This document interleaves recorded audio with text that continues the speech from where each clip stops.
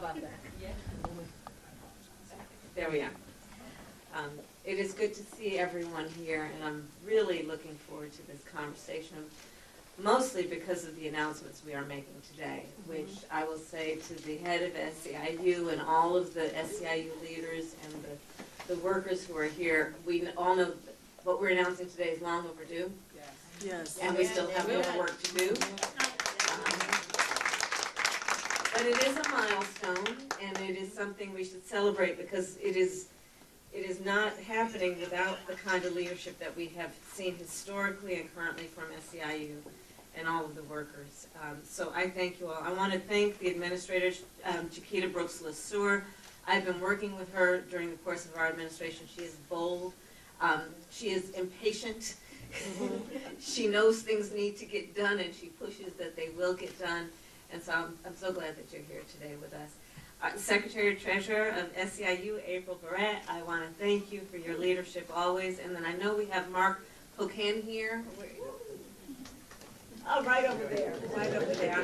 I want to thank you for your work in the United States Congress. I get a chance to see you all the time, and you're always fighting for the people of Wisconsin, and I thank you for that. Thank you. So today's conversation really is about the safety, the dignity, the guarantee of self-determination that comes with the work that home health care workers and care workers do. Today is about recognizing the gift that home health care workers and care workers give to us as a society. You know, it's now over a decade ago that I spent a day with an SEIU member, Wendy Coe. And I will tell those who don't or have not witnessed firsthand this work, what an extraordinary day that was.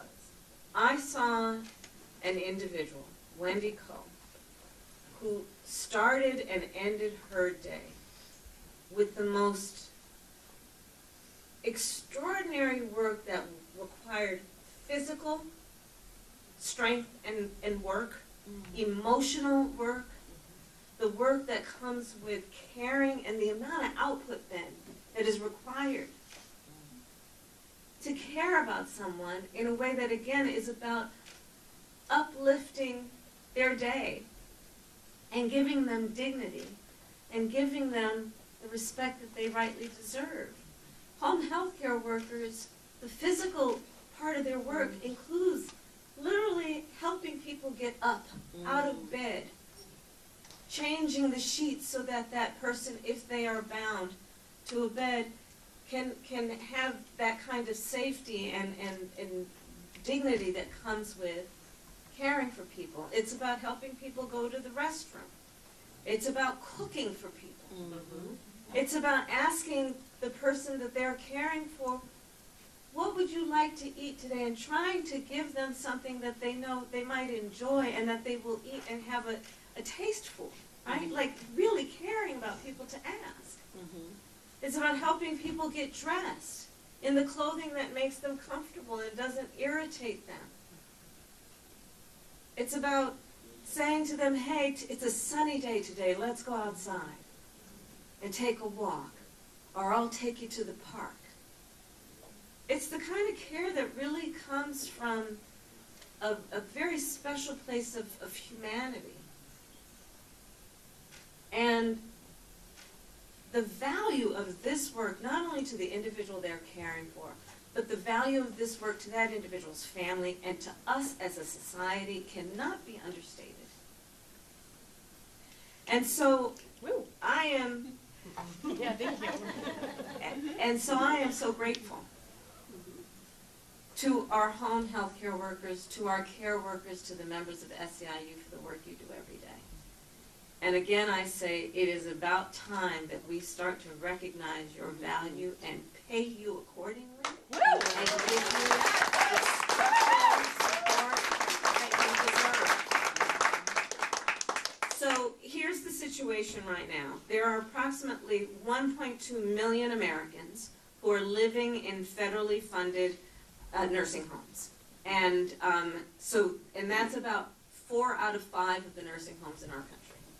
Okay, so the vast majority of nursing homes are federally funded. And the majority of federally funded nursing homes are understaffed. The estimate is 75% of those nursing homes are understaffed. And understand what that means for the resident of that nursing home. It means that there may be no one available to help them out of bed. It means there may be no one available when they fall. It means that they will receive less medical attention because the workers, the care workers in that facility are going from room to room, from resident to resident, and understaffed in terms of giving folks what they want to give in terms of the level of care. It means more loneliness. When we're talking about anyone from our seniors to people with disabilities who are in those homes and who want and enjoy the interactions that they have with these care workers. For caregivers, it means that in the midst of this noble and selfless work that they do, that they don't get paid enough for the kind of work that they need to cover. And it means that they have less ability to do what they want to do, and frankly, their life calling, which is to care for other people. And I just want to remind everybody, I know a lot of us don't like to remember the height of COVID, but our care workers were doing, you know, and it was right at the time that we would talk about frontline workers and people would be out in their balconies banging pots to thank them. Well, we need to thank them every day, not just during the height of a crisis.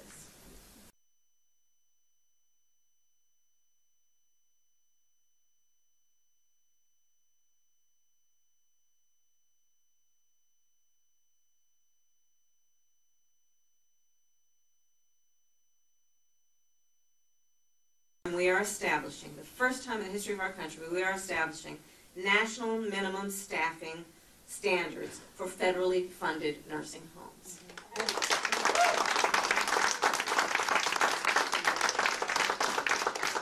And again, for residents, this will mean more staff, which means fewer ER visits potentially, more independence. For families, it's going to mean peace of mind in terms of your loved one being taken care of. And for care workers, it's going to be more time with their patients, less burnout, and lower turnover. Second, our announcement is about a new requirement to help increase pay for home health care workers. And so that means a new requirement to help raise pay for home health care workers. So Medicaid currently pays $125 billion a year to home health care companies, which is hundreds of thousands of workers. However, before this change in the system, which means forever, home care companies were not required to report how their federal dollars are being spent. Now, we are requiring that 80% of that money be spent on paying workers as opposed to administrative overhead costs.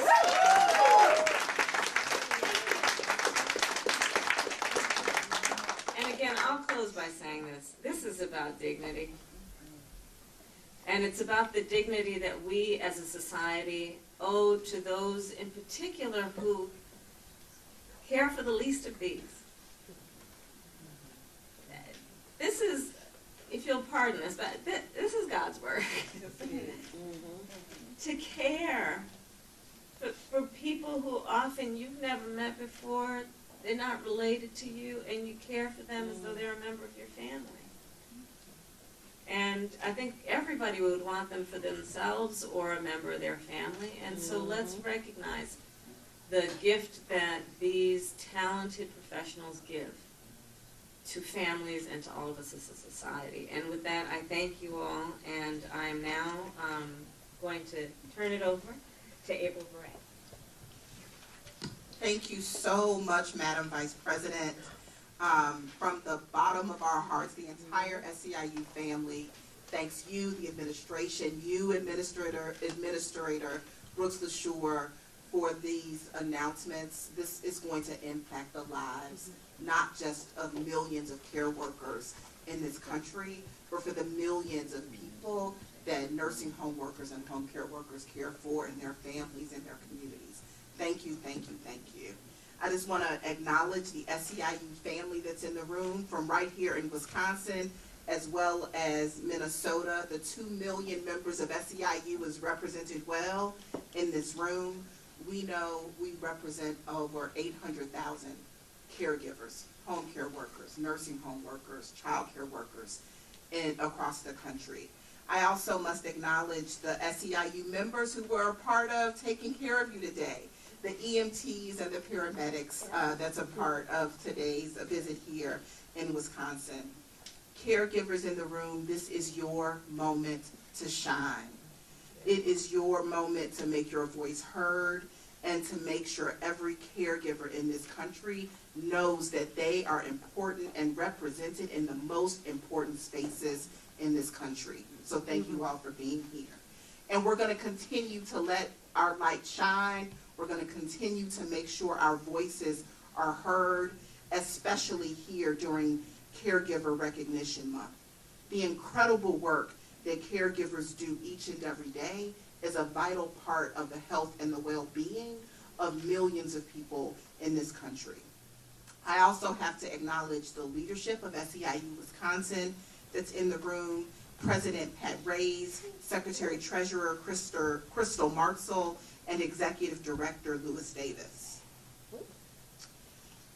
Care work is a lot of things, and Madam Vice President just talked about it. It's essential work. It's important work. It's meaningful work. It is 365, 24/7 kind of work. And it is emotionally, mentally, and physically taxing. A lot of folks don't understand the daily grind or the meticulous things that nursing home workers do every day for the residents and the families of people that they take care of. Things like feeding someone who can't feed themselves. Things like reading a book and spending time, just being company to someone who needs it. Things like painting nails and combing hair, giving baths, holding someone's hand as they take their final breath. Ari, Lisa, and Lisa know all about this reality because they live it and they work it every single day. And they are here today to represent the thousands of care workers like all of them who far too often have work understaffed and underpaid while still fulfilling the life-saving duties that are essential to families across our country. And we're going to hear from each of you all of the wonderful things about what you do and the attention that needs to be paid and making sure that we're investing in the care industry so that you can continue to thrive in your work. Care workers across the country are united in our demand for safe staffing levels, better quality care, and employer accountability for our nation's nursing homes. Administrator Brooks LaSure, thank you for being here. You've played a huge role and your influence is immeasurable on the work standards that we're applauding today and the outcomes that are going to be improved for caregivers and residents. So I want to turn it over to you to share a few words. Well, thank you so much, April. And I can't say enough about how much we appreciate the role of SEIU in really bringing a voice to the work that we are announcing today. And I want to just say just a huge thank you to Vice President Harris for her leadership and a sense of justice that she brings to all of the work that we do in the administration. The sense of justice as we talk today about what we're doing for workers and what we are doing for the people who live in nursing homes. President Biden gave the Centers for Medicare and Medicaid Services, or CMS, a call to action to strengthen long-term care services and to support caregivers. We are answering that call with groundbreaking rules rooted in the President and the Vice President's vision, bolstered by your voices, your dedication, and your partnership. These new regulations were born out of feedback from thousands of clinicians, healthcare workers like yourselves, advocates, and most importantly, the people who receive nursing home care, healthcare in nursing homes or in their homes. we heard directly from nursing home and direct care workers whose compassion and dedication to helping people is truly heroic, but who often express to us the pressure to leave for service industry jobs where they could earn higher wages without the emotional and physical demands of nursing home care. At the same time, we also heard firsthand from nursing home residents who described spending half of their days in bed, waiting for help, getting up, and what an impact that had on their physical and mental health, and even, as the Vice President said, their dignity. With today's actions, we're taking immense strides towards CMS's primary goal to ensure that our programs are more than just an insurance card, but that it means access to high quality and reliable care. As the Vice President said, we are establishing for the first time a national requirement for nursing home staffing. Just to give you a sense of what it means that there'll be 2 or 3 RNs, 10 to 11 nurse aides, and 2 additional nurse staff per 100 residents to make sure that people can get the care they need. We are also advancing pay equity in Medicaid for direct care workers in home and community-based settings, and requiring states to make sure that people that are served by the program have a voice at the table on how care is delivered to them through the Medicaid program. I want to thank all of you for the experiences and the feedback that you shared with us during this process, and we know we're going to hear more today. And we just want to thank you so much and know that your voices are being heard by this administration to make our program stronger, and we want to find more ways to do so. Thank you. Thank you. Now let's hear from, oh, we can give them, yeah.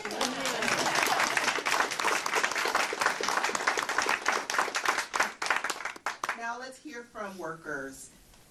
So welcome Lisa Briggs. Lisa, so glad you're here today.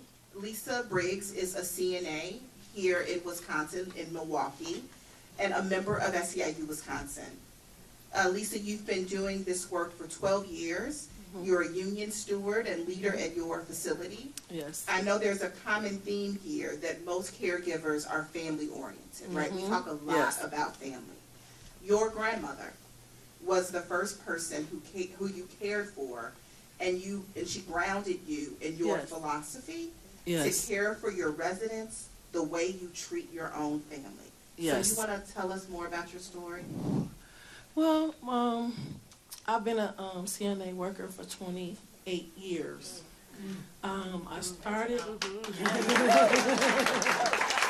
I started with my grandmother because I didn't believe in sending grandparents to nursing homes. So I was like, since I got this certificate, I can take care of my grandmother. So I took her 7 years. And when she passed away, I ended up going back getting recertified, and I ended up at a facility for 12 years.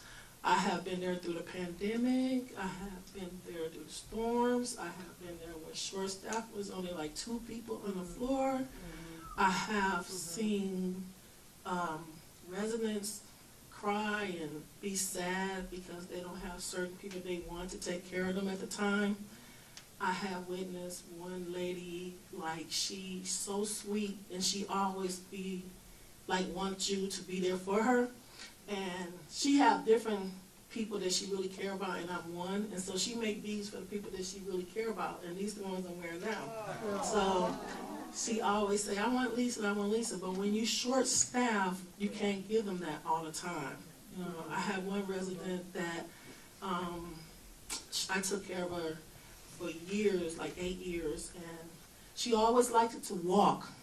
So when we short staffed, we couldn't walk her, so she'd get mad, and then she'd be real frustrated. So I'd be like, I'm gonna do it tomorrow, I promise, and you know, sometime it happens, sometime it don't. She passed away, and her daughter, Lisa, was so crazy about a few of us at the place, she invited us to the funeral. And she congratulated us, you know, thanked us for being there for her mom and took care of her good. So that's why, to me, it's so important that we get more staff in facilities all over the country.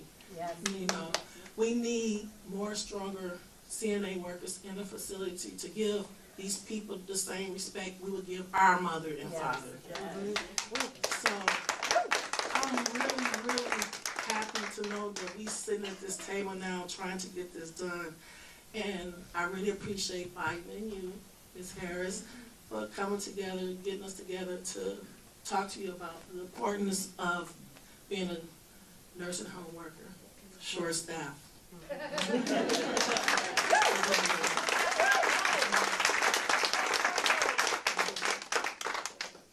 Thank you so much, Lisa.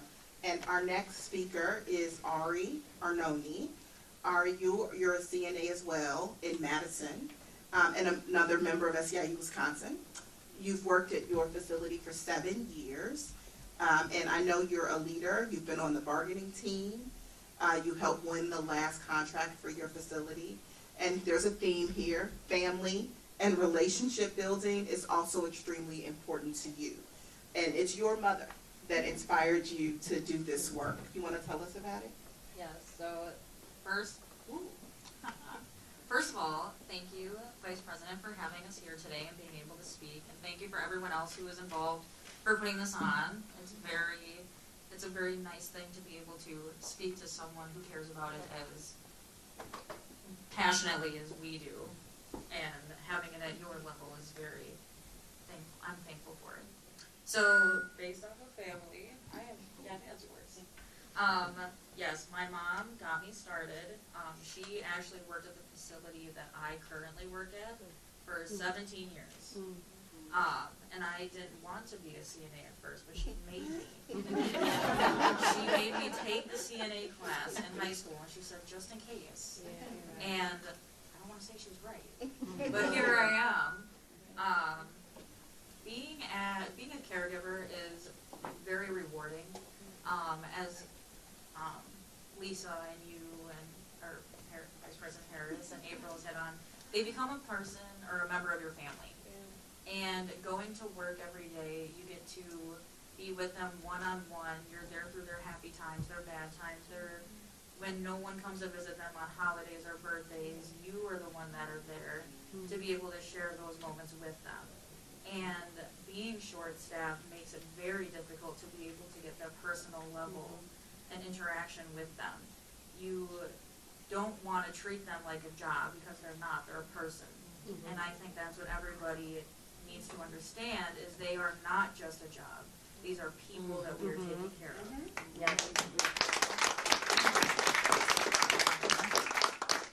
Just like us, they have health needs. Working short-staffed, it takes a toll on us as well as residents. We have to worry about our health, and in return, it makes it difficult to worry about their health. And being short-staffed is just something that in this line of work can no longer happen. And I want to thank you for being the one to power forward with the fight and advocating for us. And I can't wait to see these great changes.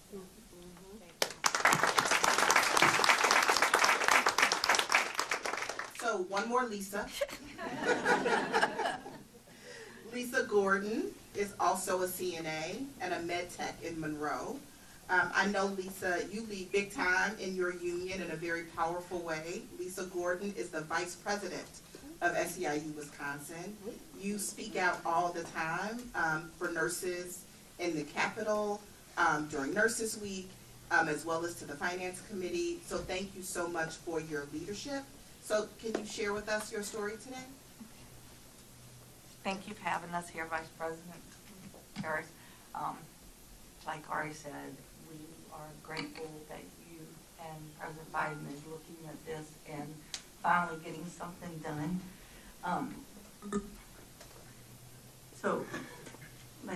My name is Lisa Gordon. I'm sorry. I am a proud leader of SEIU Wisconsin. I've been doing this job for 29 years.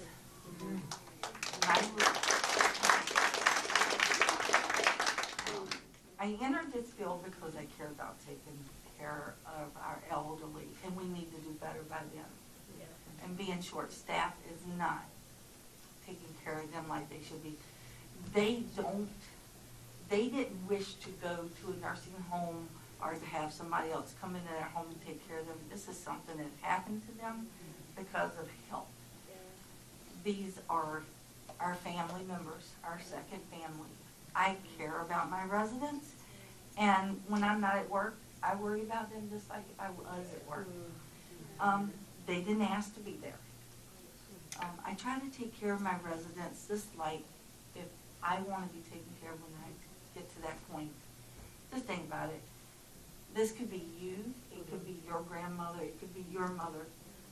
Say short staffing, if a resident's got to go to the bathroom, they've got to wait. If we've got to feed somebody, the next person's got to wait to be fed. You know, we need to do something. These might seem like simple things to us, but they're not to them. You know, so I am so glad that something is finally getting done because of the federal mandate staffing. It'll make these big corporations say, hey, we've got to do something, because they shouldn't be profiting off of our elders' dignity. And that's what they're doing. As a worksite leader for my union, I am proud to fight to improve our industry with better staffing standards. We will be able to do that. And our elderly will be taken care of better than what they are at this point. I try my best, and every CNA here, I know they go into this with all heart. You know, and there are days that you want to walk out crying and throw your hands up, but you don't, because your residents are your family. They're your loved ones. When you walk into the door and a resident comes up and gives you a hug and says, thank you so much for being here, I'm glad you're here, that makes your day. And that's what this job is about. And we need these changes, so thank you so much.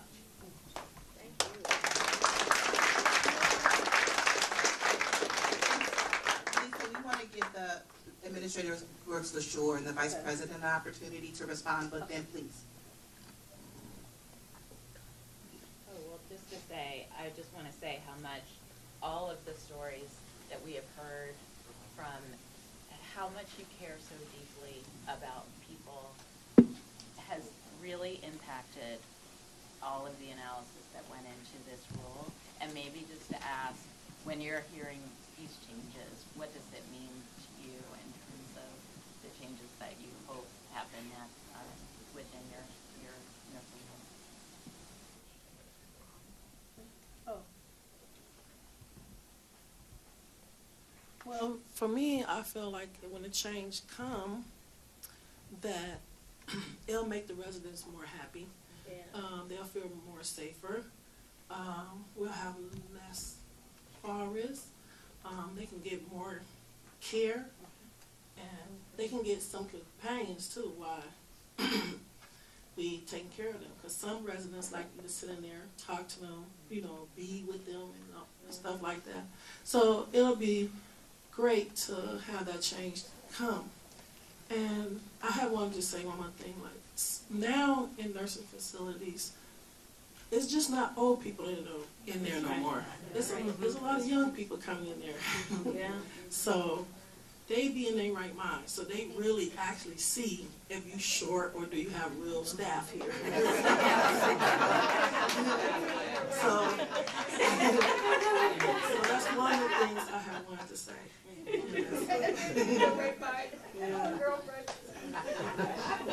I also just think it's important to note, if I may, that most of the people that do work in the care infrastructure, it's women, it is women of color, it is immigrant women. And so when we center the work in these communities, when we center women's work, we are changing the lives for their families.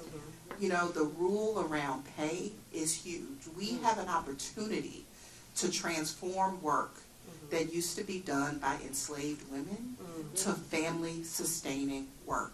And that will have deep ramifications for our society that go beyond our wildest imaginings. So I just needed to lift that point up because we are undoing Right. some things that have needed to be undone for generations. So thank you. Amen. Yeah. And if you don't mind, I'll just put a fine point on that. You know, there are people in our country right now that are suggesting that to focus on diversity, equity, and inclusion is a bad thing. Because they may not want conversations like this to occur, which include the issue of pay equity based on gender. Whether it be in the WNBA, wasn't March Madness with him? Oh my God!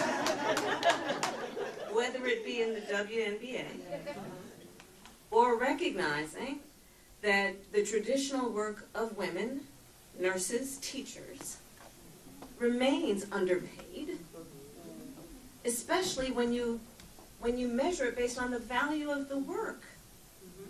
The value of the work is profound in terms of what that does to lift people up. I think there's a certain, I don't know, perverse thing that's been happening in our country. I'm just going off script, obviously. There's, you know, kind of a perverse thing that's been happening in our country over the last several years, which would suggest that the measure of your strength is based on who you beat down. Instead of understanding the true measure of strength is based on who you lift up.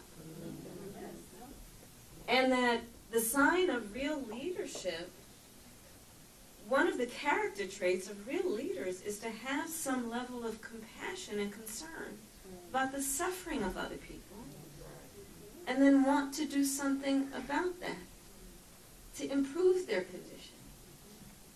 That's the work of these workers that we're talking about right now. And we as a society should value that.